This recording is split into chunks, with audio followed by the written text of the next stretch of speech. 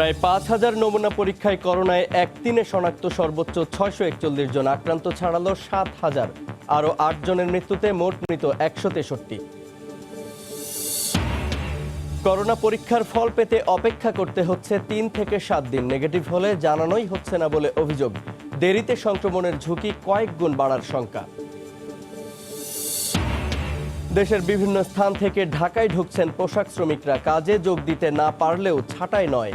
ঈদের আগেই এপ্রিলের বেতন। মালিকপক্ষের সঙ্গে বৈঠক শেষে প্রতিমন্ত্রী।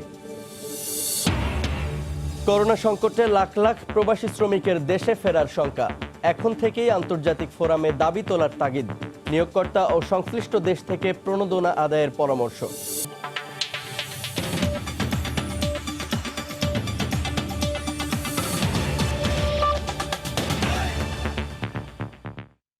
বাংলার সময়ের সঙ্গে আছি আমি জুবাইর ফয়সাল। প্রথমবারের মতো প্রায় ৫,০০০ নমুনা পরীক্ষায় শেষ ২৪ ঘন্টায় দেশে সর্বোচ্চ ৬৪১ জনের দেহে করোনা শনাক্ত হয়েছে। মোট আক্রান্তের সংখ্যা ৭,০০০ ছাড়িয়েছে। আরও ৮ জনের মৃত্যুতে মৃতের সংখ্যা দাঁড়িয়েছে ১৬৩ জনে। গতকাল দুপুরে স্বাস্থ্য অধিদপ্তরের নিয়মিত অনলাইন বুলেটিনে এসব তথ্য জানানো হয়। আশা করা হচ্ছিল মে মাসের শুরুতে ৫,০০০-এর বেশি নমুনা পরীক্ষার সক্ষমতা অর্জন করবে বাংলাদেশ। তবে বুধবারেই সে লক্ষ্যের কাছাকাছি নমুনা পরীক্ষা সম্ভব হয়েছে। প্রথমবারের মতো প্রায় ৫,০০০ নমুনা পরীক্ষা করা হলো, তাতে শনাক্তের সংখ্যাও পাওয়া গেল সর্বোচ্চ। আগে যেখানে সর্বোচ্চ ৫৫০ শনাক্ত করা গেছে, সেখানে শেষ ২৪ ঘন্টায় শনাক্ত হয়েছেন ৬৪১। নমুনা পরীক্ষা করা হয়েছে ৪,৯৬৮টি, যা আগের দিনের তুলনায় ১৪.৬৮% বেশি। শনাক্ত হয়েছে ৬৪১ জন এবং এ পর্যন্ত আমাদের ৭,১০৩ জনকে কোভিড-১৯ ভাইরাস শনাক্ত হয়েছে।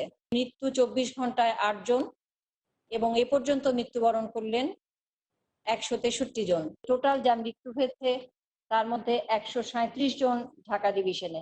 আজকের যে মৃত্যু ৮ জন, ৬ জন পুরুষ, ২ জন মহিলা এবং ৬ জন ঢাকার মধ্যে, ২ জন ঢাকার বাইরে। সুখবর হলো সরকারি ২৫টির পাশাপাশি নতুন করে নারায়ণগঞ্জে ব্যক্তি উদ্যোগে একটি পরীক্ষা কেন্দ্র খোলা হয়েছে।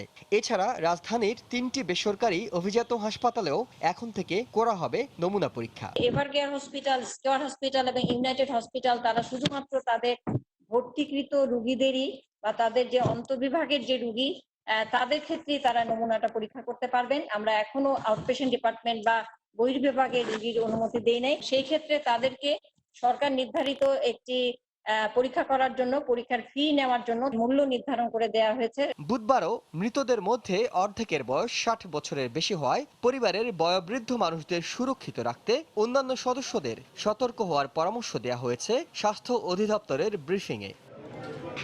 এহসান জুয়েল, সময় সংবাদ, ঢাকা।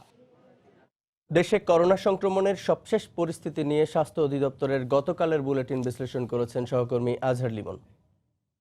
আমন্ত্রণ জানাচ্ছি কোভিড পরিস্থিতির বিশ্লেষণ নিয়ে নিয়মিত আয়োজন ২৪ ঘন্টায় করোনাতে। দেশের মাটিতে সর্বপ্রথম করোনা রোগী শনাক্ত হয় ৮ মার্চ। সেই হিসাবে আজ সংক্রমণের ৫৩ দিন। আমরা গেল ২৪ ঘন্টায় দেখেছি নতুন করে আক্রমণের শিকার হয়েছেন বা শনাক্ত হয়েছেন ৬৪১ জন রোগী এবং রোগীর সংখ্যা ছাড়িয়ে গেছে ৭,০০০-এরও বেশি। আমরা এই রেখাচিত্রের সঙ্গে সবথেকে বেশি পৃথিবীর মধ্যে সবথেকে বেশি আক্রান্ত ৩টি দেশ আমেরিকা, স্পেন এবং ইতালির একটু তুলনামূলক চিত্র একটু তুলনা করতে চাই। আমেরিকায় সর্বপ্রথম রোগী শনাক্ত হয় ২২ জানুয়ারি, তখন শনাক্ত হয়েছিল ২ জন রোগী। এর ৫৩ দিনের মাথায় আমরা দেখতে পাচ্ছি যে ৭১০ জন রোগী এবং আমরা দেখতে পাচ্ছি যে এর চূড়াটা বা সর্বোচ্চ আক্রমণের সংখ্যাটা কিন্তু এরও প্রায় ১.৫ মাস পর। আমরা যদি একটু চিত্রটা দেখি, স্পেনে ২২ জানুয়ারি ২ জন রোগী শনাক্ত হয়। এর ৫৩ দিনের মাথায় সেই রোগীর সংখ্যা কিন্তু দাঁড়ায় ৪,৭০০ জন এবং আমরা দেখি যে এর একদিন পরে কিন্তু এর চূড়া মার্চ ৯,৬০০ জনে। ইতালিতে সর্বপ্রথম করোনা রোগী শনাক্ত হয়েছিল ৩১ জানুয়ারি ২ জন। ৫৩ দিনের মাথায় ২৩ মার্চ ৪,৮০০ জন কিন্তু করোনা রোগী শনাক্ত হয়েছিল। কিন্তু এই ইতালির যে রোগী সংক্রমণের যে চিত্র, সেটির পিক আওয়ার বা চূড়া কিন্তু আমরা দেখতে পাচ্ছি একদিন আগে ৬,৬০০ জনে। আমরা যদি এই চিত্রের সাথে বাংলাদেশের চিত্র মেলাতে যাই, তাহলে আমরা দেখতে পাবো যে কারো ক্ষেত্রে ১.৫ মাস পর কিংবা এর আশেপাশের সময়ে সব থেকে বেশি রোগী শনাক্ত হয়েছে, কিন্তু বাংলাদেশে এটি এখনো বলা যাচ্ছে না যে এটি সংক্রমণের চূড়ায় আছে নাকি আরো বাড়তে পারে। গেল 24 ঘন্টার চিত্র দেখতে চাই। মোট নমুনা পরীক্ষা করা হয়েছে 4,968 জন, যার মধ্যে 641 জনের দেহে কিন্তু নতুন করে করোনা শনাক্ত করা গেছে। এ পর্যন্ত মোট আক্রান্তের সংখ্যা দাঁড়ালো 7,103 জন। নতুন করে মৃত্যুবরণ করেছেন 8 জন, তাহলে মোট মৃত্যুর সংখ্যা দাঁড়ালো 163 জন। এর মধ্যে খুশির খবর হলো সুস্থ হয়েছেন 11 জন, তাহলে মোট সুস্থ রোগীর সংখ্যা দাঁড়ালো 150 জন। এখন পর্যন্ত আমরা দেখছি যে পুরুষরাই সংক্রমণের বেশি ঝুঁকিতে। আমরা দেখতে পাচ্ছি যে মোট সংক্রমণের 68% পুরুষ এবং 32% নারী। এর মধ্যে যদি আমরা বয়সভিত্তিক বিভাজন করি, 31 থেকে 30 বছর বয়সী রয়েছে 26%, 31 থেকে 40 বছর বয়সী রয়েছে 24% এবং 41 থেকে 50 বছর বয়সী রয়েছে 18%। স্বাস্থ্য অধিদপ্তরের আজকের ব্রিফিংয়ে বলা হয়েছে কঠোরভাবে সামাজিক দূরত্ব মেনে চলার কথা এবং একই সাথে সেহরি এবং ইফতারে তরল এবং ভিটামিন সি জাতীয় খাবারের কথাও কিন্তু সুপারিশ করা হয়েছে। এই ছিল আজকের করোনা বিশ্লেষণে। করোনা পরীক্ষার ফলাফল পেতে ভোগান্তির অভিযোগ উঠছে। ভুক্তভোগীরা বলছে নানা ঝামেলার পর নমুনা দিতে পারলেও ফল পেতে অপেক্ষা করতে হচ্ছে 3 থেকে 7 দিন। তার চেয়েও ভয়াবহ হলো ফলাফল নেগেটিভ আসলে তা নাকি জানানোই হচ্ছে না। বিশেষজ্ঞরা বলছেন দ্রুত রিপোর্ট না দিলে সংক্রমণের ঝুঁকি কয়েক গুণ বেড়ে যায়।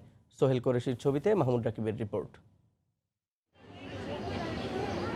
করোনা উপসর্গ থাকায় কুর্মিটোলা হাসপাতালে এরা নমুনা জমা দিয়েছিলেন আরও 3 থেকে 5 দিন আগে, কিন্তু ফলাফলের দেখা নেই। তাই প্রতিদিনই তাদের এই অপেক্ষা। ভুক্তভোগীরা বলছেন ফলাফল না পাওয়ায় তারা অন্য রোগেরও চিকিৎসা করাতে পারছেন না। আমার ভাইয়ের কিডনি প্রবলেম, হিমোগ্লোবিন ইনজেকশন দেওয়া হবে। এখন ডাক্তার এই টেস্টটা করাইতে বলছে। এখন টেস্টটা আমি করাইছি, আজকে 3য় দিন চলতেছে। খুব আর্জেন্ট ভাবে ইনজেকশন দেওয়া দরকার, সেটা আমি দিতে পারতেছি না। অভিযোগ আছে আইইডিসিআর থেকে বলা হচ্ছে ফল নেগেটিভ আসলে তা নাও জানানো হতে পারে। আবার যারা দেরি করে জানছেন করোনা পজিটিভ, তাদের মাধ্যমে করোনা আরো ছড়িয়ে পড়ার শঙ্কা বাড়ছে। আমি আইডিসিআর 10 দিন ধরে চেষ্টা করছি আমি, বাট কোনো রেসপন্সই পাইনি। নানি 7 দিন ধরে টেস্ট নিয়ে গেছে, তার রেজাল্ট এখনো আসে নাই। এখান থেকে বলতেছে নেগেটিভ হলে রেজাল্ট দেবো না, পজিটিভ হলে রেজাল্ট দেবো। যদি পজিটিভ থাকে তারা তো ঘুরে বেড়াচ্ছে, তাই ভাইরাসটা ছড়ায় যাচ্ছে না সবার মাঝে। যদি একটা রোগী 3 দিন পর রেজাল্ট পায়, ও তো 3 দিনের ভিতরেই শেষ। নেগেটিভ হলে নাকি নাও যেতে পারে, শিওর না। পজিটিভ হলে 100% যাবে অথবা ফোন করবে। দীর্ঘসূত্রিতার জন্য স্বাস্থ্য অধিদপ্তর দায়ী করছে জনবল সংকটকে। আর বিশেষজ্ঞরা বলছেন 24 থেকে সর্বোচ্চ 48 ঘন্টার মধ্যে ফলাফল না দিতে পারলে ভয়াবহ বিপর্যয় নেমে আসতে পারে। যদি রিপোর্ট পেতে 3-4 দিন 5 দিন সময় লাগে, তাইলে এটা চিকিৎসার কাজেও লাগছে না, এটা আইসোলেশনের কাজেও লাগছে না। এটা শুধু আমার স্বাস্থ্য বিভাগের কাউন্ট করার জন্য লাগছে। রিপোর্টটা 24 ঘন্টা না হলেও 48 ঘন্টার মধ্যে দিতে হবে। স্যাম্পল সংখ্যা বাড়ছে এবং সবাইকে আমরা স্যাম্পলের মধ্যে টেস্টের মধ্যে আনছি, যার ফলে একটু লেট আমাদের হচ্ছে, কারণ সব জায়গায় মধ্যে আনতে হচ্ছে। সেই কারণে হয়তো বা 24 ঘন্টার জায়গায় হয়তো 48 ঘন্টা লাগতে পারে। বর্তমানে রাজধানীতে 9টি প্রতিষ্ঠানে করোনার নমুনা পরীক্ষা করা হচ্ছে। সংশ্লিষ্টরা বলছেন করোনা টেস্টের ফলাফল পাওয়ার এই দীর্ঘসূত্রিতা একদিকে যেমন রোগীর মৃত্যু ঝুঁকি বাড়াচ্ছে, অন্যদিকে এর চেয়েও ভয়াবহতা হলো এর মাধ্যমে অতি দ্রুত দেশব্যাপী করোনা সংক্রমণের ঝুঁকি বাড়ছে। তাই তারা বলছেন অতি দ্রুত এই সংকট কাটাতে না পারলে করোনা মোকাবেলা দিন দিন আরও বেশি কঠিন হয়ে যেতে পারে। মাহমুদ রাকিব, সময় সংবাদ, ঢাকা। করোনার প্রভাবে খাদ্য সংকট মোকাবেলায় বাংলাদেশের সঙ্গে কাজ করতে চায় ভারত। গতকাল বিকেলে এ নিয়ে টেলিফোনে প্রধানমন্ত্রী শেখ হাসিনার সঙ্গে কথা বলেছেন ভারতের প্রধানমন্ত্রী নরেন্দ্র মোদী। প্রধানমন্ত্রীর প্রেস সচিব ইহসানুল করিম জানান, বিকেল 5টায় প্রধানমন্ত্রীকে টেলিফোন করেন ভারতের প্রধানমন্ত্রী। করোনা সংকট মোকাবেলায় বিভিন্ন পদক্ষেপ নিয়ে 12 মিনিট কথা বলেন প্রতিবেশী 2 দেশের সরকার প্রধান। শেখ হাসিনা বলেন, জাতিসংঘ সহ বিশ্বের বিভিন্ন সংস্থা এরই মধ্যে এ সংকট দীর্ঘায়িত হওয়ার বার্তা দিয়েছে। এ অবস্থায় প্রতিবেশী দেশগুলোকে অবশ্যই এক হয়ে কাজ করতে হবে। সার্ক ভিডিও কনফারেন্সের সিদ্ধান্তগুলো বাস্তবায়নের ব্যাপারেও একমত হন তারা। এছাড়া পহেলা বৈশাখ, রমজানের শুভেচ্ছা বিনিময় করেন 2 প্রধানমন্ত্রী। বাংলার সময়ে আরও থাকছে। সরকারি নিষেধাজ্ঞায় 2 মাস বন্ধ থাকার পর কাল থেকে পদ্মা মেঘনায় জাল ফেলবেন জেলেরা। ঝাঁকে ঝাঁকে ইলিশ ধরার আশা।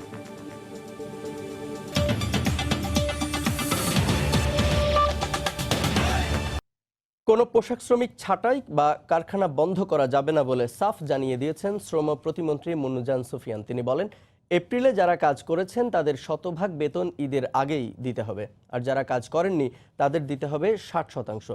শ্রমিক মালিক পক্ষের সঙ্গে বৈঠক শেষে এই কথা বলেন প্রতিমন্ত্রী। এদিকে বিজিএমইএর নির্দেশনার পরও গতকাল দেশের বিভিন্ন স্থান থেকে ঢাকায় ঢুকেছেন শ্রমিকরা।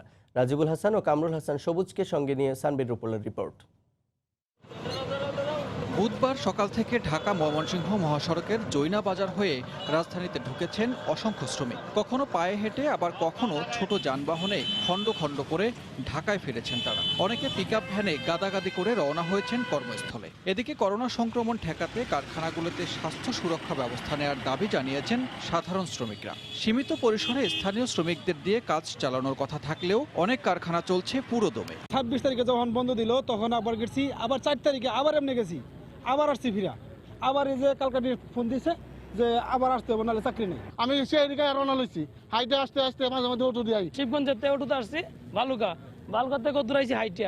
শ্রমিক নেতারা বলছেন সংগঠনের নির্দেশনা না মেনে অনেক মালিক শ্রমিকদের ঝুঁকির মুখে ফেলছেন। ফ্যাক্টরি চালাতে হয় তাহলে তাদের আনার সেই ব্যবস্থা করে আনতে হবে এবং ফ্যাক্টরি সুরক্ষা দিয়ে আনতে হবে, তাছাড়া কোনোভাবে কোনো শ্রমিক আনা যাবে না। এদিকে সীমিত আকারে ও স্থানীয় শ্রমিকদের দিয়ে কারখানা চালাতে আবারও নির্দেশ দিয়েছে বিজিএমইএ। পোশাক শিল্পের করণীয় ঠিক করতে পরপর 2 দিন শ্রমিক ও মালিক পক্ষের সঙ্গে বৈঠক করেন শ্রম প্রতিমন্ত্রী। বৈঠক শেষে প্রতিমন্ত্রী বলেন, জোর করে কাজে যোগ দেওয়ানোর কোনো অভিযোগ পেলে ব্যবস্থা নেওয়া হবে। পবিত্র ঈদ উল ফিতরের আগে শিল্প কলকারখানার মালিক পক্ষ কর্তৃক কোনো শ্রমিক ছাঁটাই বা লে-অফ ঘোষণা করা যাবে না। এপ্রিল 2020 মাসে যে সকল শ্রমিক কাজ করেছে তারা সম্পূর্ণ মাসের বেতন পাবেন, আর যারা কাজ করেনি তারা মোট বেতন ভাতার 60% পাবেন। ঈদের বোনাসের বিষয়ে পরবর্তীতে আবার বৈঠক করা হবে। সানবির রুপল, সময় সংবাদ, ঢাকা। এদিকে শিল্পাঞ্চল সাভারে তৃতীয় দিনের মতো সামাজিক নিরাপত্তা উপেক্ষা করে শ্রমিকরা কারখানায় উৎপাদন অব্যাহত রাখেন। কারখানায় অনেকটা জীবনের ঝুঁকি নিয়ে উৎপাদন ব্যবস্থা অব্যাহত রাখলেও বিজিএমইএর তদারকি নিয়ে বিস্তর অভিযোগ শ্রমিক নেতাদের।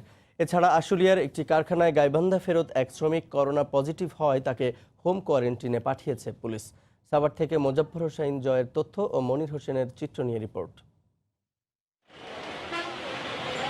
শিল্প পুলিশ জানায়, বুধবার সকালে পুলিশি নিরাপত্তার মধ্য দিয়ে প্রতিদিনের মতো কারখানায় কাজে যোগ দিয়ে শান্তিপূর্ণভাবে উৎপাদন শুরু করেন শ্রমিকরা। তবে স্বাস্থ্য সুরক্ষা মানা হচ্ছে না বলে অভিযোগ শ্রমিক নেতাদের।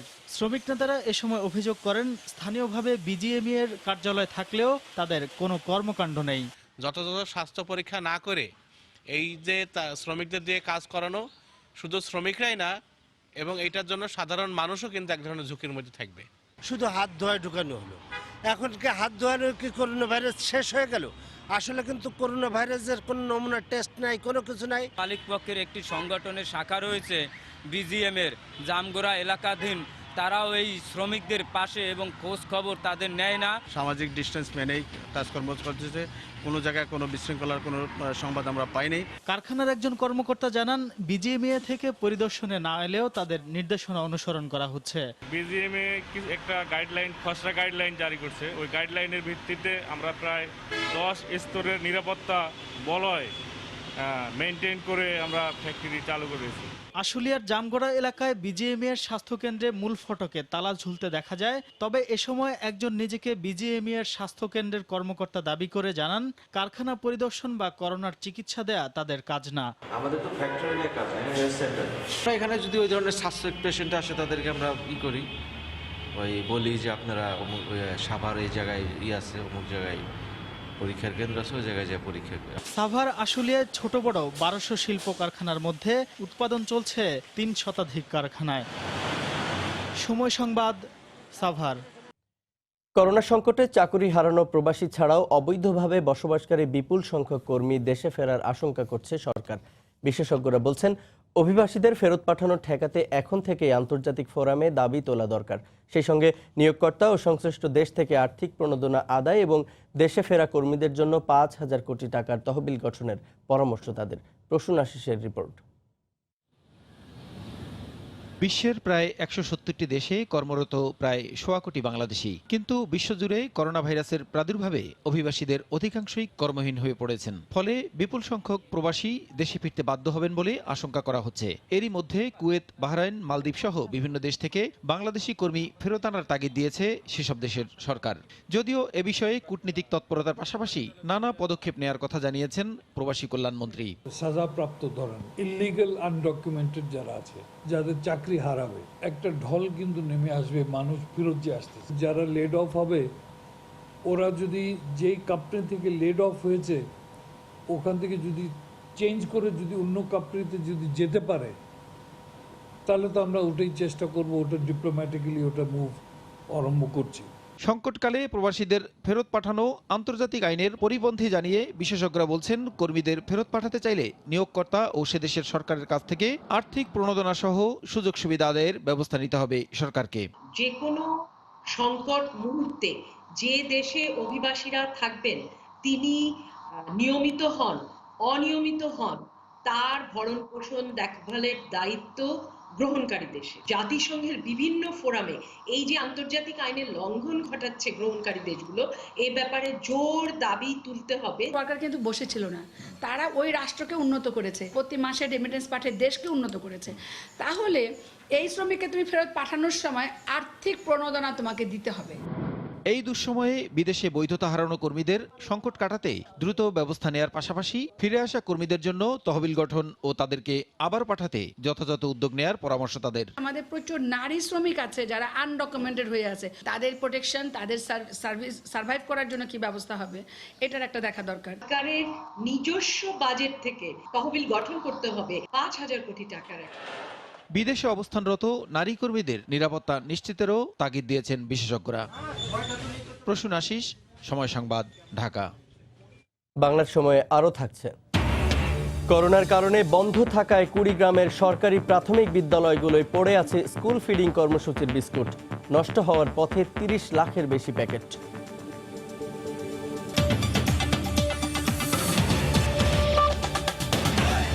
আসছে ঈদ, এ সময়কে ঘিরে রাজধানীর ফ্যাশন হাউস ও বিপণী বিতানগুলোর থাকে ব্যাপক বিনিয়োগ। করোনার কারণে জলে যাবার পথে তাদের পুঁজি। ঢাকা মহানগর দোকান মালিক সমিতি ও ফ্যাশন হাউস মালিকরা বলছে, রমজানে বেচা বিক্রি না হলে ৫ থেকে ৬ হাজার কোটি টাকার লোকসান গুনতে হবে তাদের। শুভ খানের রিপোর্ট। সামনে ঈদ উল ফিতর। গতবার রমজান মাসে রাজধানীর বিপণী বিতানগুলোতে ছিল নগরবাসীর উপচে পড়া ভিড়। এবারের চিত্র একেবারেই উল্টো। করোনা প্রাদুর্ভাবে ১ মাসের বেশি সময় ধরে বন্ধ দোকানপাট ও বিপণী বিতান।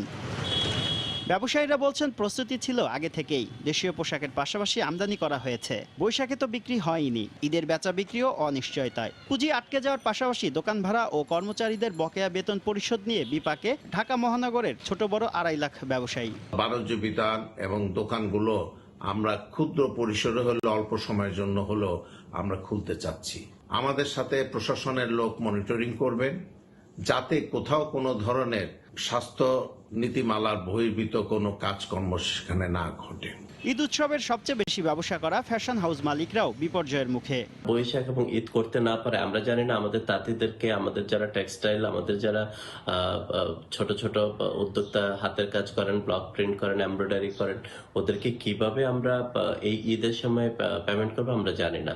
স্বাস্থ্যবিধি মেনে বিপণী বিতান খুলে দেওয়ার বিষয়টি বিবেচনা করা যেতে পারে বলে মনে করেন এই অর্থনীতিবিদ। পণ্য যেগুলো উৎপাদন হয়ে গেছে সেগুলোর বিক্রি হওয়াটাও এখন জরুরি, না হলে এটার একটা সঠিক হিসাব জাতীয় উৎপাদনে কিন্তু অংশ নিবে না। লোকসান কাটিয়ে উঠতে প্রধানমন্ত্রী ঘোষিত প্রণোদনা প্যাকেজ থেকে ক্ষুদ্র ব্যবসায়ীদের সহজ শর্তে ঋণ বিতরণের পরামর্শ অর্থনীতিবিদদের। শুভ খান, সময় সংবাদ, ঢাকা। সুনামগঞ্জে কৃষকদের উৎসাহ দিতে এবার পাকা ধান কেটে দিলেন কৃষিমন্ত্রী ডাক্তার আব্দুর রাজ্জাক।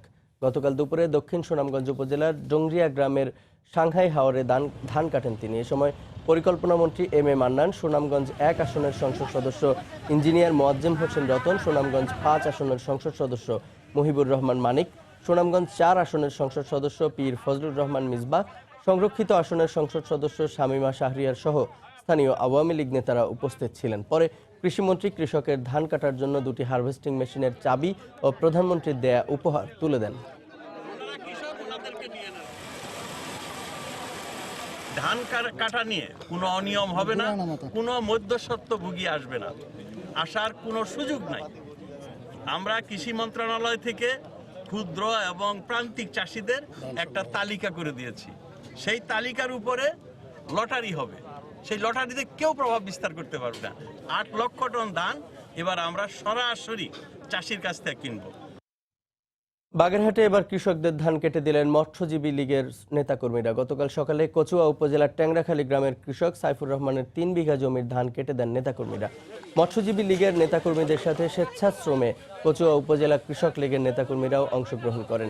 বাগেরহাট 2 আসনের সংসদ সদস্য শেখ তন্ময়ের নির্দেশে হতদরিদ্র গরিব ও বর্গা চাষিদের ধান কেটে দেওয়া হচ্ছে বলে জানান মৎস্যজীবী লীগের নেতাকর্মীরা। এই ধান কাটা কার্যক্রম অব্যাহত থাকবে বলেও জানান তারা। করোনা পরিস্থিতিতে শ্রমিক সংকটে পাকা ধান কেটে দেওয়ায় খুশি কৃষকরা।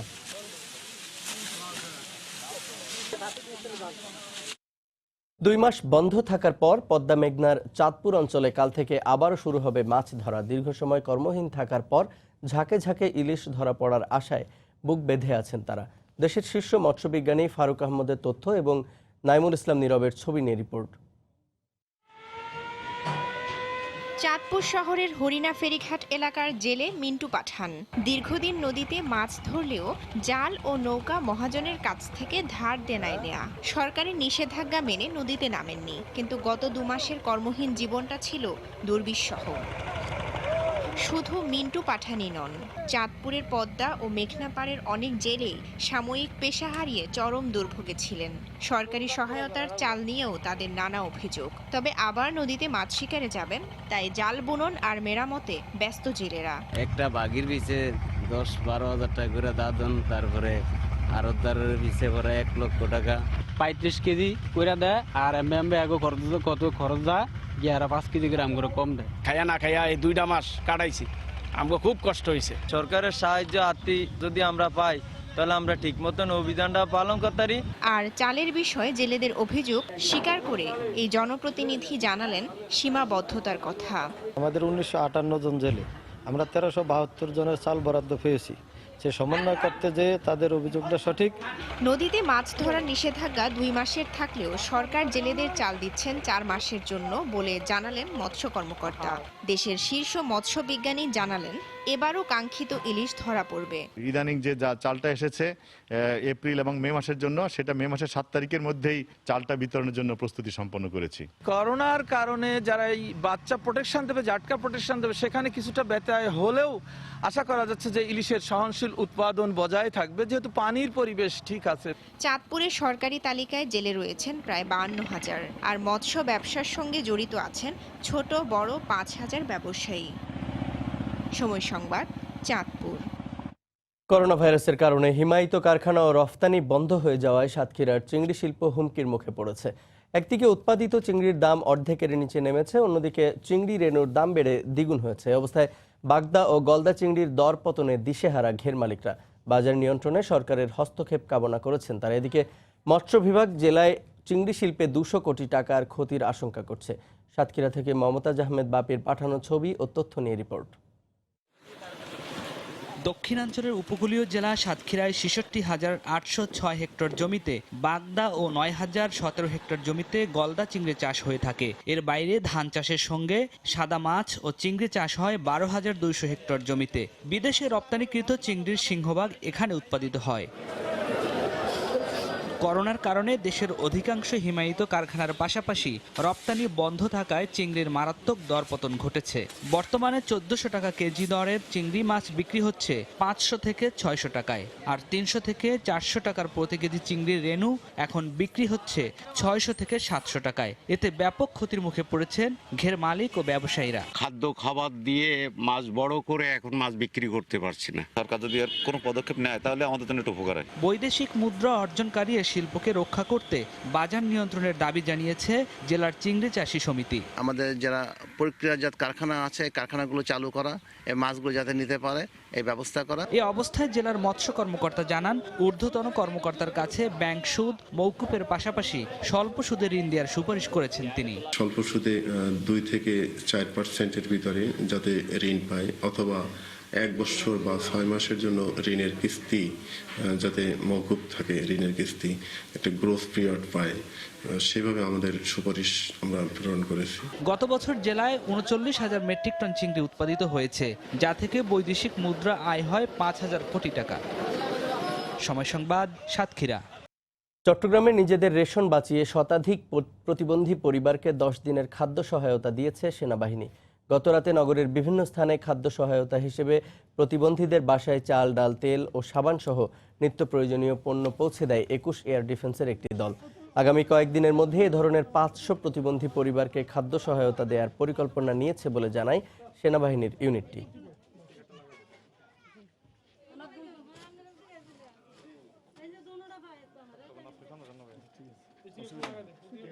আমরা পর্যায়ক্রমে চেষ্টা করব সকল পরিবারগুলোর কাছে পৌঁছানোর জন্য এবং আমাদের খাবারের কিছু ভাগ তাদের সাথে শেয়ার করার জন্য, তারা যেন বাসায় থাকে এবং তাদের আপনাদের মাধ্যমে জানাতে চাই তাদেরকে যেন অন্যান্য যারা ত্রাণ বিতরণ করছেন তারাও তাদের প্রতি নজর দেন। চট্টগ্রামে সেনাবাহিনী এবং ভ্রাম্যমাণ আদালতের ম্যাজিস্ট্রেটকে দেখেই প্রতিটি সবজির দাম 1 লাফে কমিয়ে দেওয়া হলো 5 থেকে 30 টাকা করে। বিশেষ করে দোকানভিত্তিক মূল্য তালিকা না থাকায় এই সুযোগ নিয়েছিল ব্যবসায়ীরা। তবে ভ্রাম্যমাণ আদালতের নির্দেশনা পাওয়ার পর মূল্য তালিকা টাঙানোর ব্যবস্থা নিয়েছে পুলিশ। শাখাওয়াত টিপুর ক্যামেরায় বিস্তারিত জানাচ্ছেন কমল দে। বুধবার সকাল থেকে 4টি লেবু 40 থেকে 50 টাকা, টমেটো কেজি 50 টাকা, বেগুন 100 টাকা এবং পটল 40 টাকা দরে বিক্রি হচ্ছিল। একইভাবে মাছ এবং মাংসের দাম ছিল চড়া, কিন্তু সেনাবাহিনী এবং ভ্রাম্যমাণ আদালত দেখে 1 লাফে কমিয়ে দেওয়া হয় সব কিছুরই দাম। লেবুর হালি 40 টাকা আমরা শুনেছিলাম রাখছে, কিন্তু এখানে আসার পর দেখলাম যে এগুলো দাম কমেছে, এগুলো মানভেদে 25 বা 20 টাকায় হালিতে এখন বিক্রি হচ্ছে। মূলত মূল্য তালিকা না টাঙানোর কারণেই ইচ্ছামতো দাম রাখার সুযোগ নিয়েছিল এখানকার 500 বেশি ব্যবসায়ী। এখানে এসেই দেখতে পেয়েছি সামাজিক দূরত্ব কোনোভাবেই মেনটেন করা হচ্ছে না। সবাই যাতে সামাজিক দূরত্ব মেনটেন করে কাঁচা বাজার করে, সেক্ষেত্রে আমরা সেটা নিশ্চিত করছি যাতে আমাদের এই মডেল কাঁচা বাজার মডেল হিসেবেই পরিচিত থাকে। ভ্রাম্যমাণ আদালতের নির্দেশনা অনুযায়ী এখন থেকে কাঁচা বাজারগুলোতে মূল্য তালিকা তদারকি করবে পুলিশ। প্রত্যেকটা দোকানে মূল্য তালিকা থাকবে এবং পণ্যের মূল্য নির্ধারিত থাকবে এবং চট্টগ্রামের যে কোনো বাজার থেকে এই বাজারে প্রত্যেকটা পণ্য একটু মূল্য কম হলেও হবে, এটা তারা আমাদের কথা দিয়েছে এবং এই বিষয়টা আমরা শতভাগ নিশ্চিত করব। চট্টগ্রামে ছোট বড় 100 বেশি কাঁচা বাজার আছে। করোনা ভাইরাসের সংক্রমণ ঠেকানোর পাশাপাশি সামাজিক দূরত্ব নিশ্চিতে বৃহত্তর চট্টগ্রামের সবচেয়ে বড় কাঁচা বাজার রিয়াজউদ্দিন বাজারকে সরিয়ে এনেছে পুলিশ। দেশের একমাত্র বাজার এটি, যেটি ডিজাইন করা হয়েছে চারুকলা ইনস্টিটিউটের শিক্ষার্থীদেরকে দিয়ে, যাতে এখানে সামাজিক দূরত্ব নিশ্চিত করা যায়। চট্টগ্রামের রিয়াজউদ্দিন বাজার থেকে কমল দে, সময় সংবাদ। ব্রাহ্মণবাড়িয়ায় ভেজাল ভোগ্যপণ্য তৈরির অভিযোগে এক কারখানাকে 5 লাখ টাকা জরিমানা করা হয়েছে। গতকাল দুপুরে সদর উপজেলার নাটাই গ্রামে অভিযান চালান উপজেলা নির্বাহী অফিসার ও নির্বাহী ম্যাজিস্ট্রেট পঙ্কজ বড়ুয়া। এ সময় ভেজাল মাল্টা নামক সফট ড্রিঙ্ক পাউডার তৈরির অভিযোগে কারখানা মালিককে 5 লাখ টাকা জরিমানা এবং অনাদায়ে 3 মাসের কারাদণ্ড দেওয়া হয়। কারখানাটি বিএসটিআই এর অনুমতি ছাড়াই নোংরা পরিবেশে ভেজাল পণ্য তৈরি করছে বলে জানান উপজেলা নির্বাহী কর্মকর্তা। ট্রানের চাল আত্মসাতের অভিযোগে কক্সবাজারের পেকুয়ার এক ইউপি চেয়ারম্যানকে সাময়িক বরখাস্ত করেছে স্থানীয় সরকার, পল্লী উন্নয়ন ও সমবায় মন্ত্রণালয়। জেলা প্রশাসক জানান, হতদরিদ্রদের বিতরণের জন্য 15 মেট্রিক টন চাল আত্মসাতের অভিযোগ ওঠে পেকুয়ার টইটং ইউনিয়ন পরিষদ চেয়ারম্যান জাহেদুল ইসলাম চৌধুরীর বিরুদ্ধে। এই ঘটনায় মঙ্গলবার রাতে উপজেলা প্রকল্প কর্মকর্তা আমিনুল ইসলাম বাদী হয়ে তার বিরুদ্ধে পেকুয়া থানায় মামলা করেন। ওই মামলার প্রেক্ষিতে চেয়ারম্যানের বিরুদ্ধে ব্যবস্থা গ্রহণের সুপারিশ করে স্থানীয় সরকার, পল্লী উন্নয়ন ও সমবায় মন্ত্রণালয়ে চিঠি পাঠায় জেলা প্রশাসন। পরে এই সংক্রান্ত প্রজ্ঞাপন পেয়েও গতকাল অভিযুক্ত চেয়ারম্যানকে সাময়িক বরখাস্ত করা হয়। করোনার কারণে কুড়িগ্রামের সরকারি প্রাথমিক বিদ্যালয়গুলোর বন্ধ ঘরে প্রায় 1.5 মাস ধরে পড়ে আছে স্কুল ফিডিং কর্মসূচির 30 লক্ষাধিক প্রোটিন সমৃদ্ধ বিস্কুটের প্যাকেট। এগুলো এখন নষ্ট হতে চলেছে। জেলা প্রাথমিক শিক্ষা কর্মকর্তা জানান, সংশ্লিষ্ট ঊর্ধ্বতন কর্তৃপক্ষকে বিষয়টি জানানো হলেও কোনো নির্দেশনা পাননি এখনো। মমিনুল ইসলাম মঞ্জুর তথ্য ও বেলাল হোসেনের তোলা ছবি নিয়ে রিপোর্ট। দেশের দরিদ্রপ্রবণ এলাকা কুড়িগ্রামে স্কুল ফিডিং কর্মসূচির আওতায় প্রতিদিন স্কুল চলাকালীন সময়ে প্রত্যেক শিক্ষার্থীকে 1 প্যাকেট করে প্রোটিন সমৃদ্ধ বিস্কুট দেওয়া হয়, কিন্তু মধ্য মার্চ থেকে বিদ্যালয়গুলো বন্ধ থাকায় শহরের কিশলয় আদর্শ সরকারি প্রাথমিক বিদ্যালয়ে 10,200 প্যাকেট ও সদর উপজেলার 2 নম্বর চরযাত্রাপুর সরকারি প্রাথমিক বিদ্যালয়ের এক শিক্ষকের বাড়িতে 8,000 বিস্কুটের প্যাকেট বন্ধ ঘরে পড়ে আছে। এগুলো এখন শিক্ষার্থীদের মধ্যে বিতরণ করা হলে উপকারে লাগতো বলে জানান শিক্ষার্থী ও অভিভাবকরা। কিছুদিন আগে বিস্কুট দেওয়া বন্ধ করছিল, এই বিস্কুটগুলো যদি পাইতাম একটু উপকার হতো আমাকে। একই অভিমত স্কুল শিক্ষক ও জনপ্রতিনিধির। বিদ্যালয়ে 24 দিনের বিস্কিট মজুদ আছে, হাই প্রোটিনযুক্ত।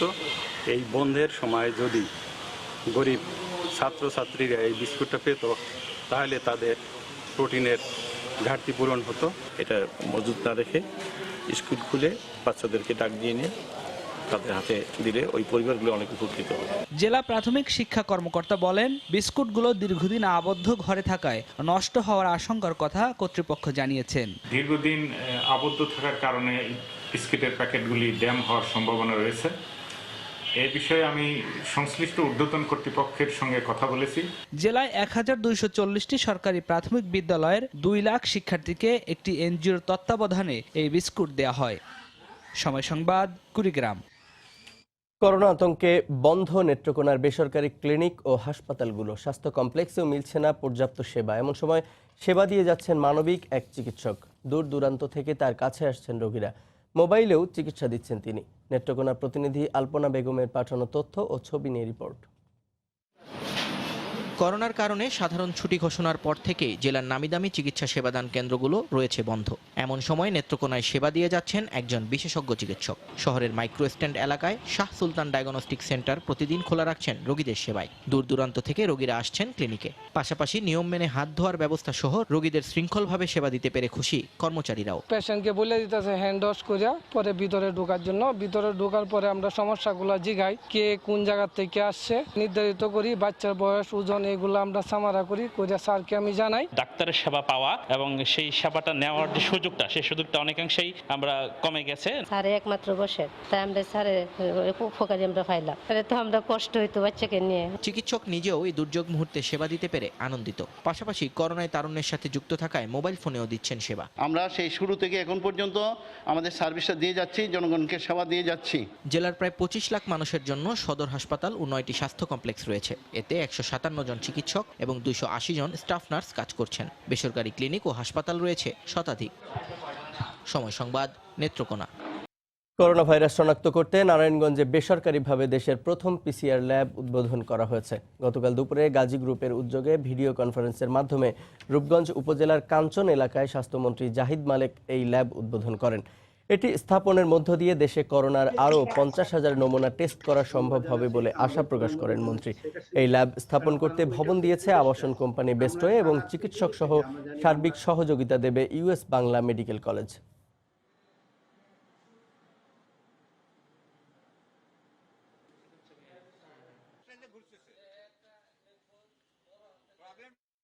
ব্রাহ্মণবাড়িয়ার ঠাকুরগাঁও ও গাইবান্ধায় মানুষকে সতর্ক করতে আইন শৃঙ্খলা রক্ষা বাহিনী তৎপর রয়েছে। গতকাল দুপুরে ব্রাহ্মণবাড়িয়ার সরকারি জেনারেল হাসপাতালে সেনাবাহিনীর পক্ষ থেকে জীবাণুনাশক স্প্রে বুথের উদ্বোধন করা হয়। এদিকে ঠাকুরগাঁওয়ের নির্দেশ অমান্য করেই ঘর থেকে বের হচ্ছেন লোকজন। ফলে শহরের চৌরাস্তা ও সত্যপীর ব্রিজ সহ বেশ কয়েকটি স্থানে পুলিশের চেকপোস্ট বসানো হয়েছে। এছাড়া গাইবান্ধায় নির্দেশ অমান্য করে ঘর থেকে বের হওয়ায় অর্থদণ্ড দিয়েছেন ভ্রাম্যমাণ আদালত।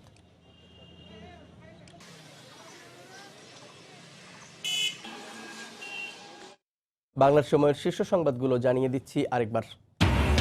প্রায় 5,000 নমুনা পরীক্ষায় করোনায় একদিনে শনাক্ত সর্বোচ্চ 641 জন। আক্রান্ত ছাড়ালো 7,000। আরও 8 জনের মৃত্যুতে মোট মৃত 163। করোনা পরীক্ষার ফল পেতে অপেক্ষা করতে হচ্ছে 3 থেকে 7 দিন। নেগেটিভ হলে জানানোই হচ্ছে না বলে অভিযোগ। দেরিতে সংক্রমণের ঝুঁকি কয়েক গুণ বাড়ার শঙ্কা। দেশের বিভিন্ন স্থান থেকে ঢাকায় ঢুকছেন পোশাক শ্রমিকরা। কাজে যোগ দিতে না পারলেও ছাঁটাই নয়। ঈদের আগেই এপ্রিলের বেতন। মালিকপক্ষের সঙ্গে বৈঠক শেষে প্রতিমন্ত্রী। করোনা সংকটে লাখ লাখ প্রবাসী শ্রমিকের দেশে ফেরার শঙ্কা। এখন থেকেই আন্তর্জাতিক ফোরামে দাবি তোলার তাগিদ। নিয়োগকর্তা ও সংশ্লিষ্ট দেশ থেকে প্রণোদনা আদায়ের পরামর্শ। এবং চট্টগ্রামে বেতন নিতে দোকানে আসায় কর্মচারীদের পেটালো পুলিশ। হেফাজতে নেওয়ার পর একজনের মৃত্যু, এসআই সহ 3 সদস্যকে অব্যাহতি।